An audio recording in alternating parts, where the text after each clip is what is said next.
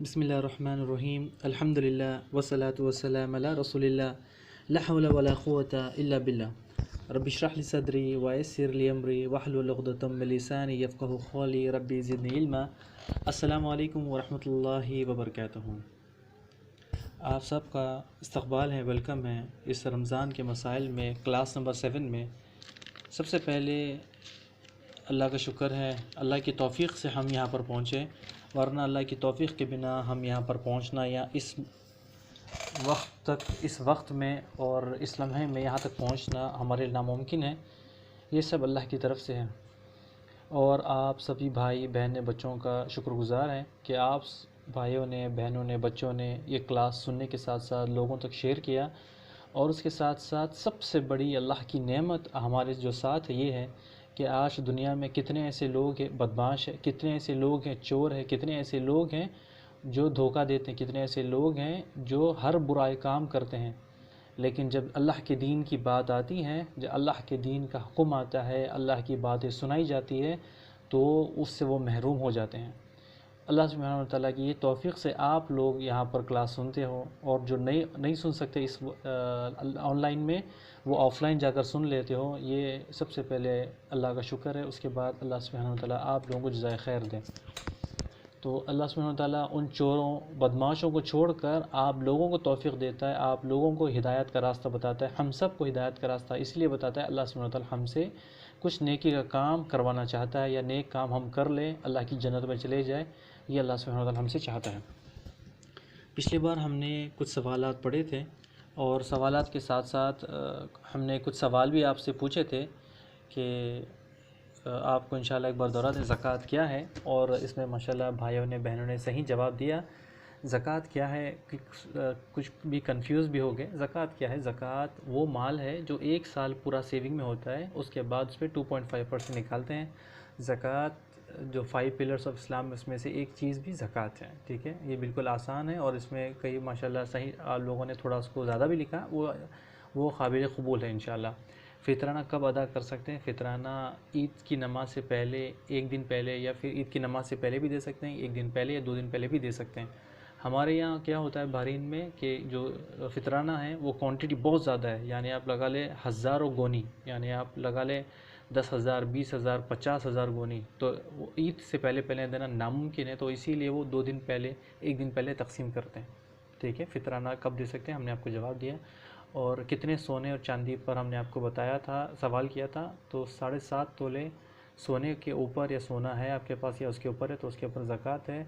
और जो चांदी का हमने आपको बताया था वो 22.5 तोले, जो 585 ग्राम भी होता है, 612 ग्राम भी होता है। आज वो क्लास में इंशाल्लाह आपको क्लियर करेंगे। ठीक है, सिल्वर्स के बारे में। और ज़कात माँ बाप को या वाइफ को दे सकते हैं? बिल्कुल नहीं दे सकते। ठीक है, बिल्कुल सही जवाब था। और गोल्ड है लेकिन ज़कात नहीं दे सकते। माशाल्लाह आप लोगों ने बिल्कुल सही जवाब दिया। गोल्ड अगर नहीं है तो आप लोगों को क्या करना है, तो आपको उस गोल्ड बेच कर उसमें से पैसे देने हैं। आज कुछ सवाल आए थे हमारे बहनों भाइयों के। सवाल नंबर 45, डस्ट धुआं या दस्त धुआं रोज़े से रोज़ा टूट जाता है। इसमें लोग सिगरेट पीते हैं, रोज़े में हम लोग रहते हैं, लेकिन वो जो धुआं है हमारे सांस में जाता है, क्या उस धुएं की वजह से क्या हमारा रोज़ा टूट जाता है? जी, आपने शायद सवाल सुना होगा। धुआं, डस्ट या फिर सिगरेट का धुआं जो होता है, लोग शीशा पीते हैं जो रोज़ेदार नहीं होते वो करते हैं, उसका धुआं हमारे सांस में जाता है, इसकी वजह से क्या रोज़ा टूटता है? बिल्कुल नहीं टूटता रोज़ा, इससे रोज़ा नहीं टूटता। कुछ घरों में लोग सिगरेट पीते हैं, मुसलमान भी है लेकिन सिगरेट पीते हैं, बाज़ार में नॉन मुस्लिम है वो सिगरेट पीते हैं, जिसका धुआं हमारी सांस में जाता है, तो इससे रोज़ा नहीं टूटता।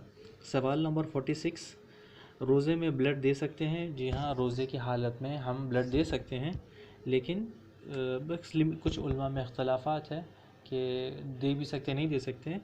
लेकिन ब्लड अगर कुछ इमरजेंसी इस तरह से अगर है दे सकते हैं, वरना कमज़ोरी की वजह से हम गिर जाएंगे और हमारे लिए मसला ना हो जाए।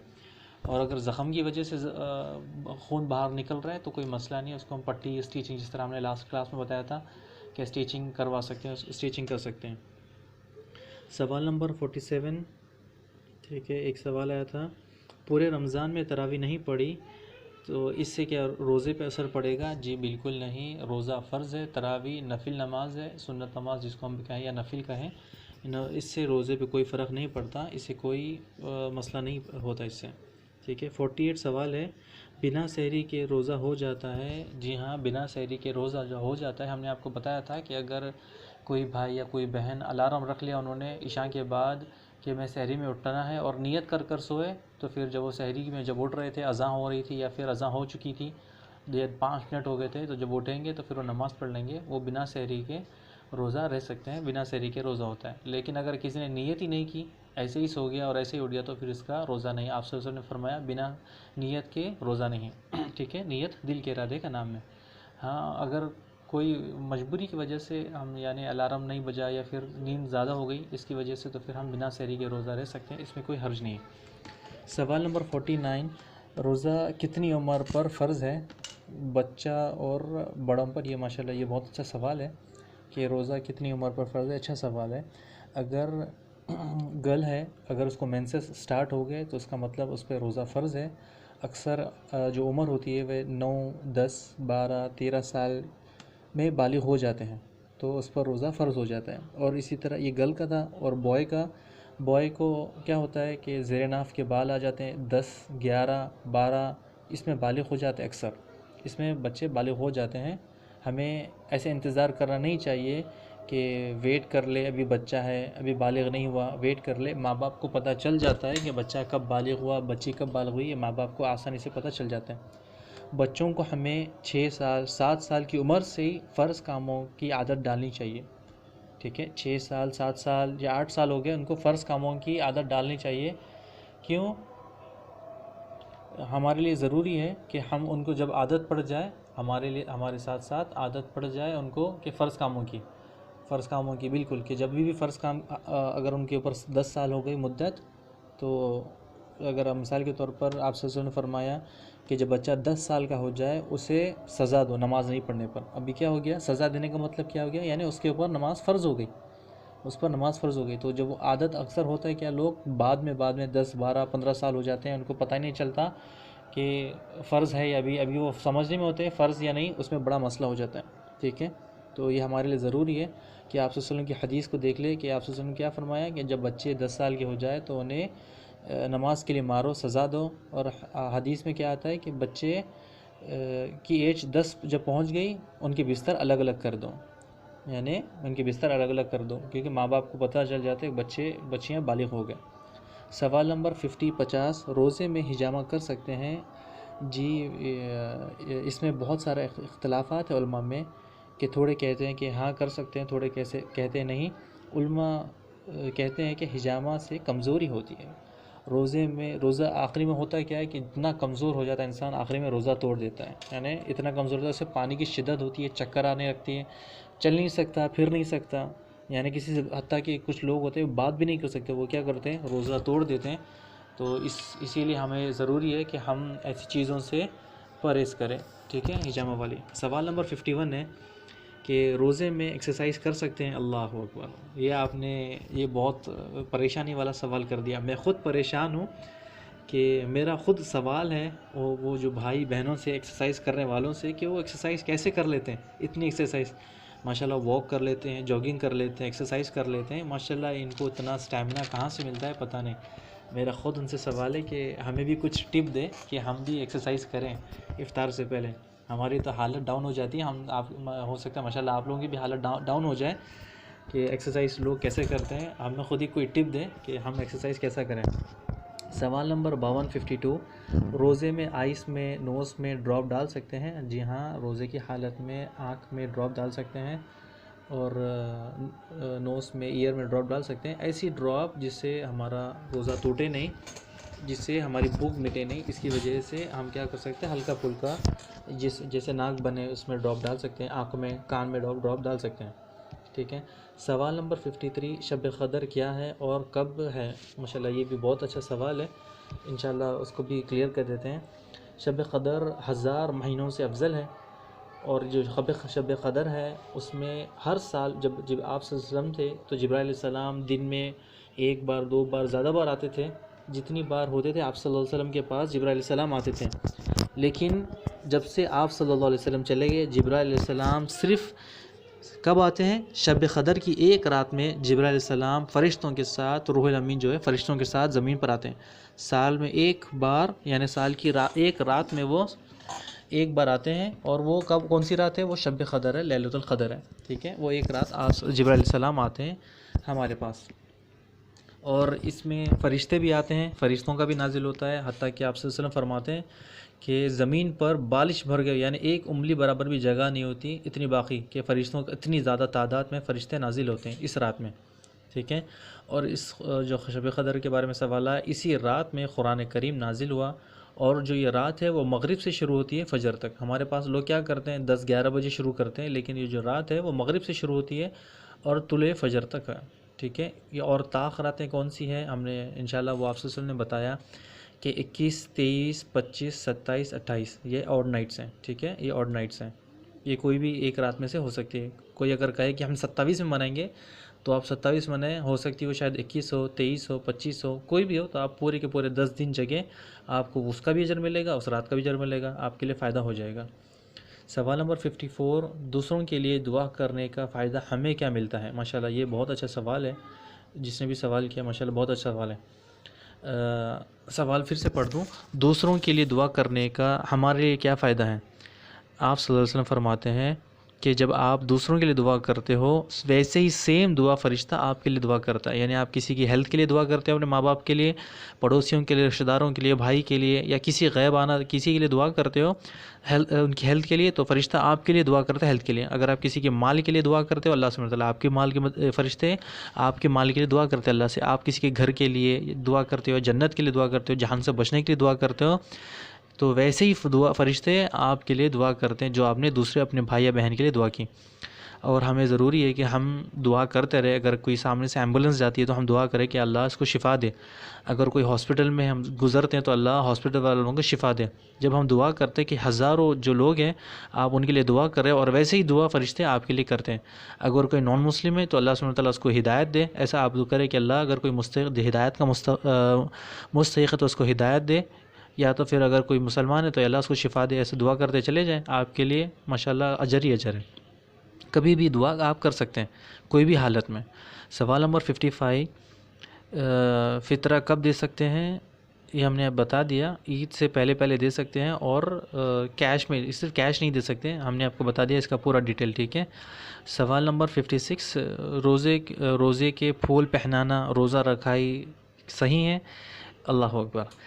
हाँ, कर सकते हैं मोटिवेशन की वजह से, और अगर और गलत भी है ये लोगों को दिखाने की वजह से, दो भी इसमें है, और आपकी नीयत पर आपको अजर भी है, सज़ा भी है। अगर वो दीन से रिलेटेड, सबसे पहले दीन में ऐसी नाम की कोई चीज़ नहीं है। ठीक है, लेकिन जब बच्चे क्या करते हैं, लोग क्या करते हैं कि जो 10 साल के होते हैं तो 11 साल की क्या करते हैं, रोज़ा रखा ये रखते हैं, इसको फूल पहनाते हैं। ये बिल्कुल गलत है। सबसे पहले बच्चों की जब उम्र 6, 7 साल, 8 साल हो जाए तो उन्हें फ़र्ज़ कामों की आदत डालनी है। ठीक है, उसके बाद हम इंशाल्लाह अगर रोज़ा रखाई करते हैं, फूल पहनाते करते हैं, तो उनकी बाद में करें कि जब वो पूरे रोज़े रहे, और वो हर कोई साल रोज़े नहीं छोड़ते, तो आप रोज़ा रखाएं उनको मोटिवेशन के लिए, यानी उनको खुश करने के लिए कर सकते हैं। लेकिन ऐसा गलत है कि दीन इस्लाम में ये अगर रस्म करना, ये बिल्कुल गलत है। सवाल नंबर 57, रमज़ान रस्मों का नाम नहीं। जी हाँ, सवाल नंबर 57, क्या रमज़ान रस्मों का नाम है? रमज़ान ये बिल्कुल गलत है। रमज़ान आपको चेंज करने आता है, रमज़ान आपको चेंज करने आता है। जी, सवाल ये है कि रमज़ान क्या रस्मों का नाम है? जी बिल्कुल नहीं, रमज़ान रस्मों का नाम नहीं है। रमज़ान आपको चेंज करने आता है। पहले नमाज़ आप पढ़ते थे, अब नमाज़ नहीं पढ़ते। पहले कुरान पढ़ते थे, अब पहले कुरान नहीं पढ़ते थे, अब कुरान पढ़ते हैं। पहले ज़िक्र नहीं करते, अब ज़िक्र करते हैं। पहले गाली देते थे, अभी गाली नहीं देते हैं। पहले चोरी करते थे, अभी चोरी नहीं करते। पहले ग़ीबत करते थे, अभी ग़ीबत नहीं करते। तो इसका मतलब क्या है कि रमज़ान का आपके ऊपर असर हुआ और अल्लाह सुब्हानहू व तआला ने आपको हिदायत दी। इसका मतलब कि आपने पहले बुरे काम करते थे, अभी नहीं करते। इसका मतलब आपने अपने लिए जो ज़बान है वो नेकी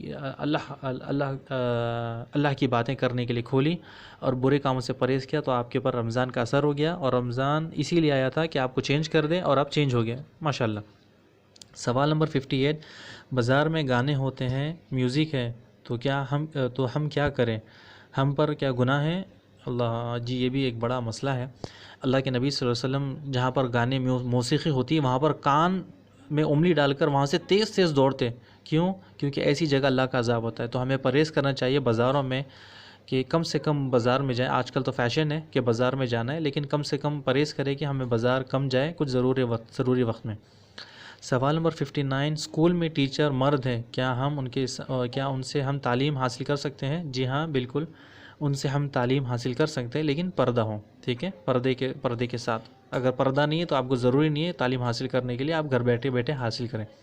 सवाल नंबर 60, नमाज क़ज़ा हो गई कब अदा करें? अगर नमाज क़ज़ा हो गई, भूल गए, सो गए या बीमार की वजह से, तो जब फ़ौरन आपको जब याद आ गया आप पढ़ लें, जब जाग गए आप पढ़ लें, या बीमार थे जैसा आप ठीक हो गए आप नमाज़ पढ़ लें क़ज़ा नमाज। जानबूझ के छोड़ दी, जानबूझ के अगर ऐसा कर दिया आपने तो ये बिल्कुल क़ज़ा नमाज नहीं है, आपने नमाज़ छोड़ दी और वो नमाज़ आपकी चली गई।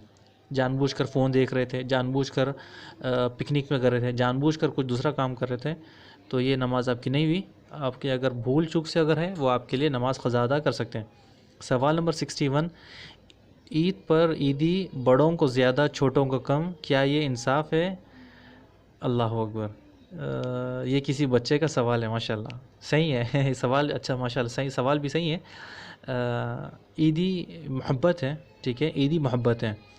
आपको जितना मिले अल्हम्दुलिल्लाह कहे, ठीक है, और उनको ज़्यादा मिला मुझे कम मिला, ये बिल्कुल गलत है।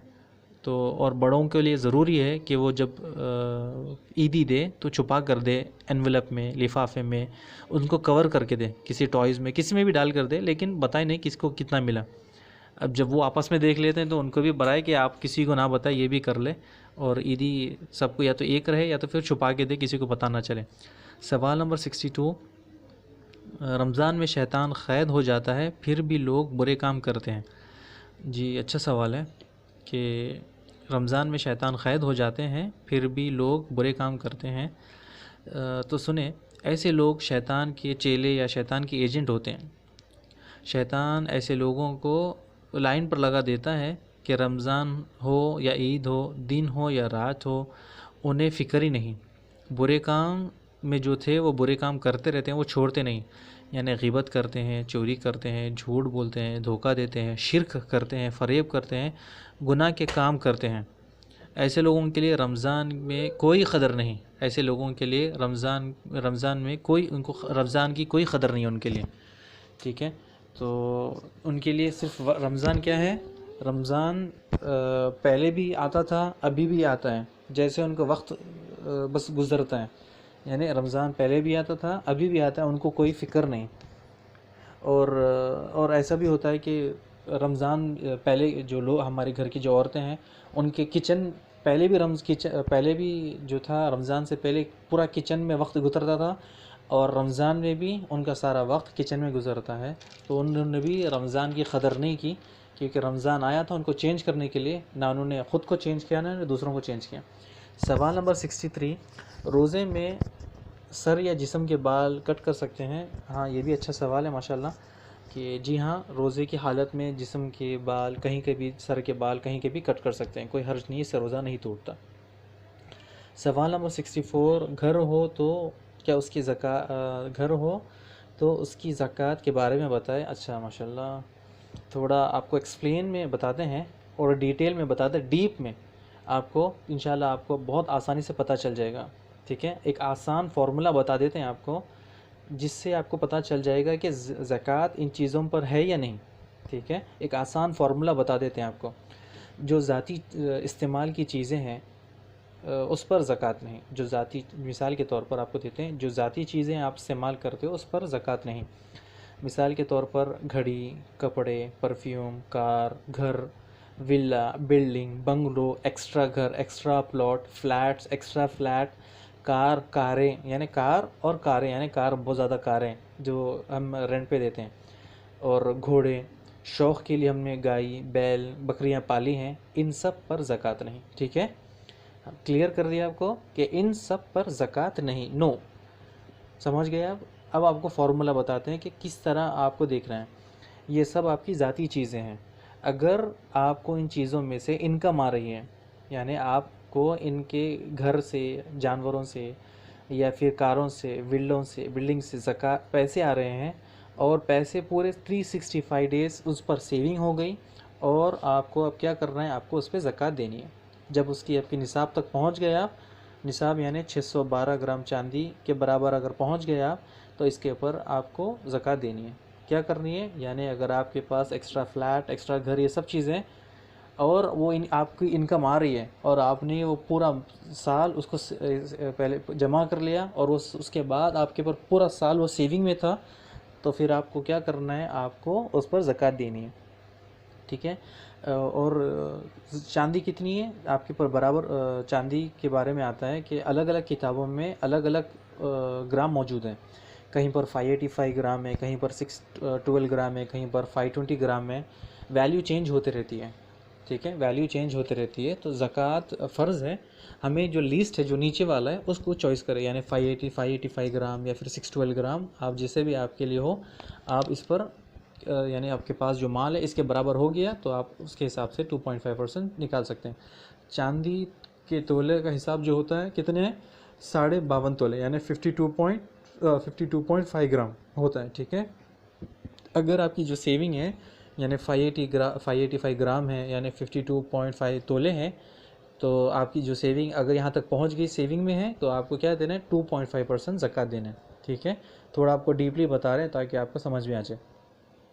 और अगर सेविंग है, कभी कभी से यानी मिसाल के तौर पर कभी सेविंग होती है, कभी सेविंग नीचे जाती है, कभी ऊपर जाती है, तो क्या इस पर ज़कात नहीं है। ठीक है, कभी सेविंग ऊपर जाती है, कभी नीचे जाती है, तो इस पर ज़कात नहीं। मिसाल के तौर पर आपके पास 4 लाख रुपए हैं, कभी उसमें से आप यूज़ करते हो, कभी 3 लाख होते हैं, कभी 2 लाख होते हैं, और कभी 5 लाख होते हैं, कभी 6 लाख होते हैं साल में।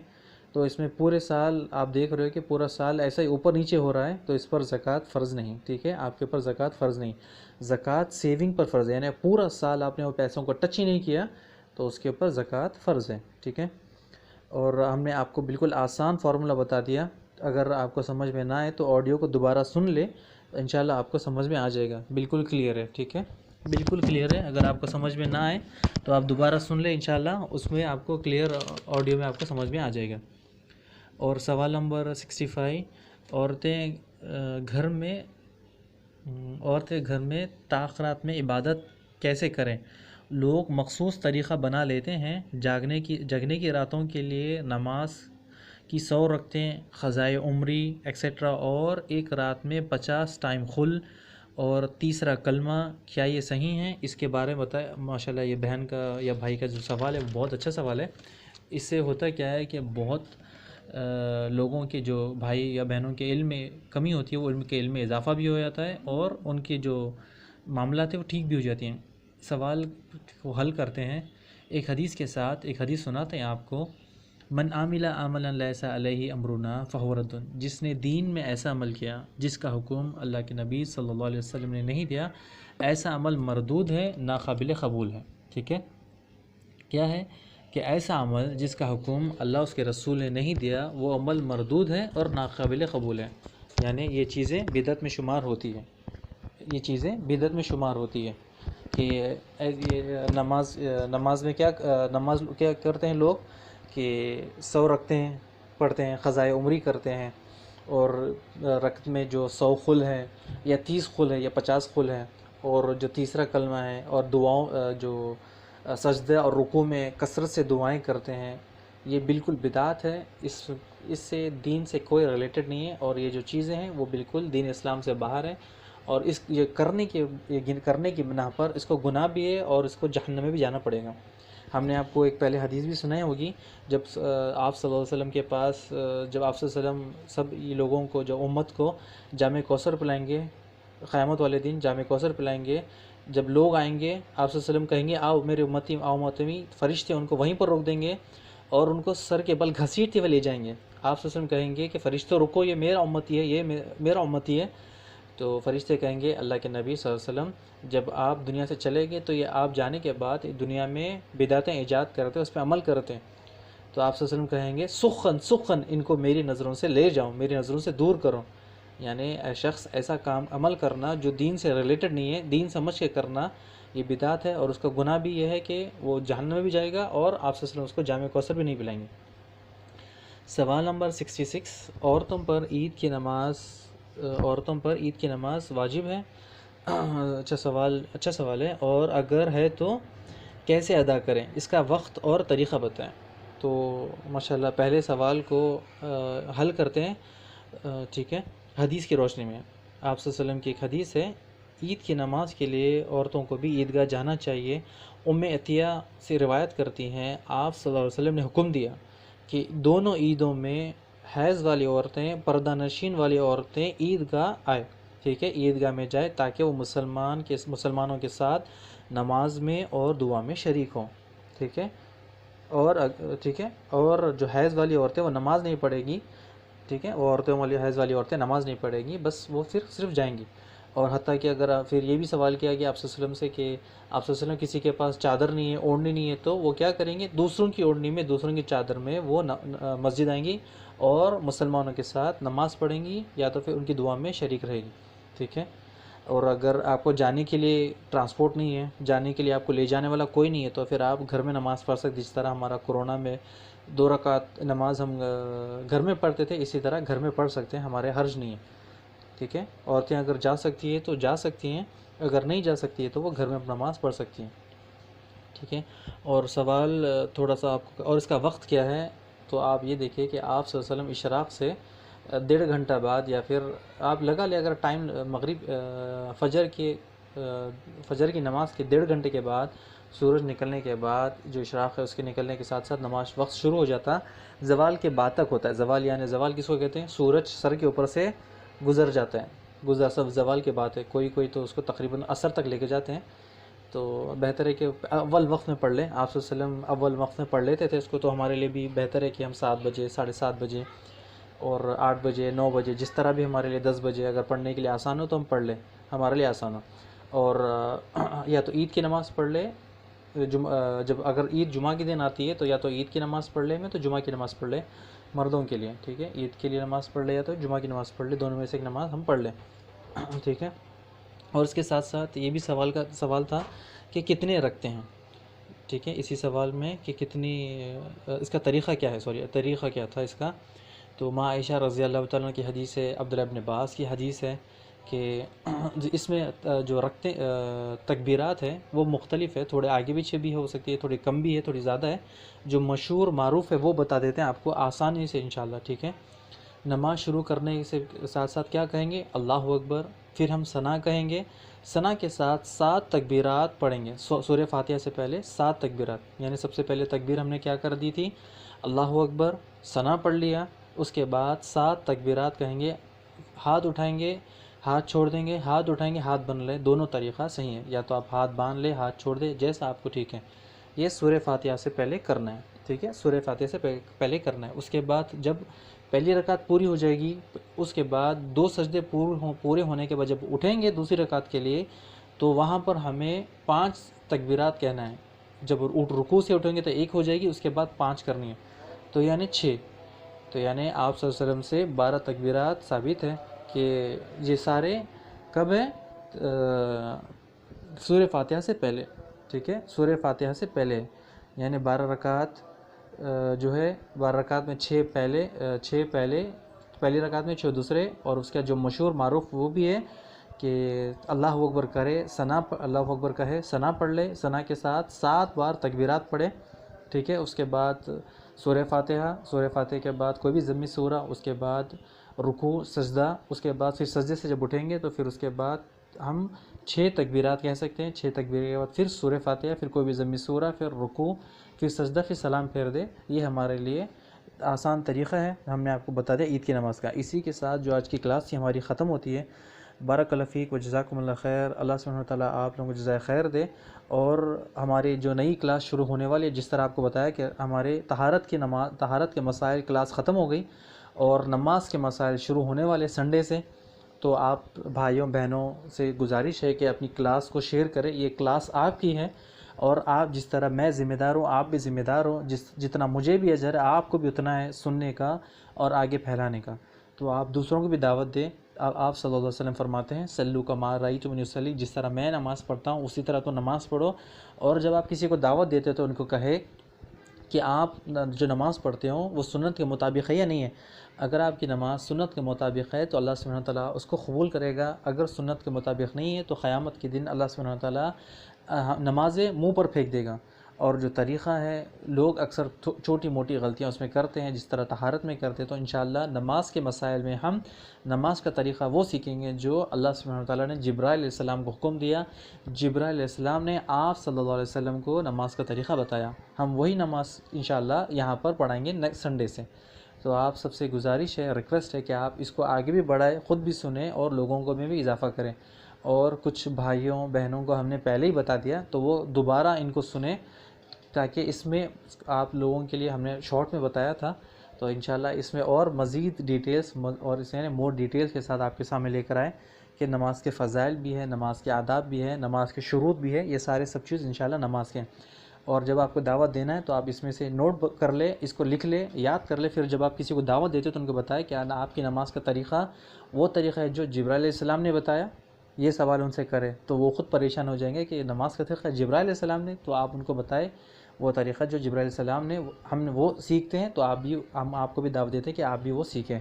बारकल्लाहु फ़ीक व जज़ाकुमुल्लाह खैर। अस्सलामु अलैकुम व रहमतुल्लाहि व बरकातुहू। अगर किसी भाई या बहन का सवाल है वो हमें भेज दे। अगली लास्ट क्लास हमारी रमज़ान के मसाइल में होगी इंशाअल्लाह, उसके बाद हम उसमें नमाज के मसाइल पढ़ेंगे। अस्सलामु अलैकुम व रहमतुल्लाहि व बरकातुहू।